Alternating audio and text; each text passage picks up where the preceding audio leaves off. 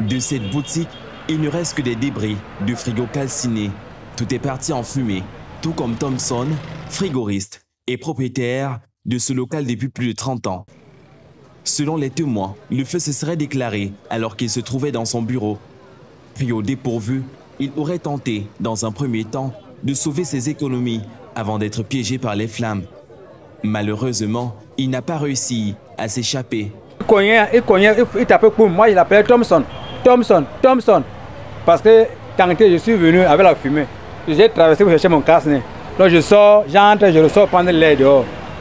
Il n'a pas eu accès à la deuxième chambre. Il voulait percer une autre mur, une autre sortie. Il appelait alors Thompson, il ne répondait pas. Il s'est même battu comme ça, même à peu près 4 à 5 minutes. Il a donc cessé de... Je suis sûr qu'il était mort. Et comme alors ça avait commencé à exploser là-bas. Poum, poum, poum, poum, poum. Même quand ça explosait, on résistait quand même. C'est un voisin, c'est une partie de nous. Parce qu'on a fait la plus de 30 ans. Selon les témoins, le feu se serait déclaré alors qu'il se trouvait dans son bureau. Pris au dépourvu, il aurait tenté, dans un premier temps, de sauver ses économies avant d'être piégé par les flammes. Malheureusement, il n'a pas réussi à s'échapper. Au départ, on ne savait même pas qu'il était à l'intérieur. C'est en essayant d'éteindre que la voisine la plus proche est venue nous dire que le propriétaire même est à l'intérieur. C'est où j'ai forcé pour entrer. Quand je suis allé jusqu'au fond, je l'ai vu couché, mais il était déjà pris par le feu puisque c'est son pied que j'ai vu à l'extérieur. Son corps, sa tête était dans le feu à l'intérieur.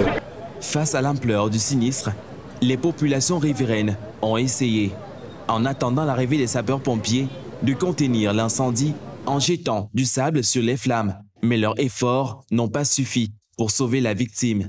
À l'instant T, j'étais en pleine conversation avec ma grande sœur.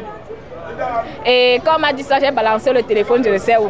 Dieu merci, j'ai encore mon téléphone. J'ai balancé le téléphone, j'ai pris le seau, j'ai commencé à mettre du sable pour essayer de sauver. Mais malheureusement, le feu ne voulait rien comprendre. C'était un papa assez jovial, toujours souriant, toujours prêt à accueillir. Mais aussi quand même cher, hein, si c'est taxe.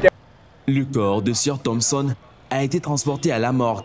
Jusqu'à présent, les causes exactes de l'incendie restent inconnues. Une enquête a été ouverte pour éclaircir les circonstances de ce drame. On a tellement mal, mais c'est la vie.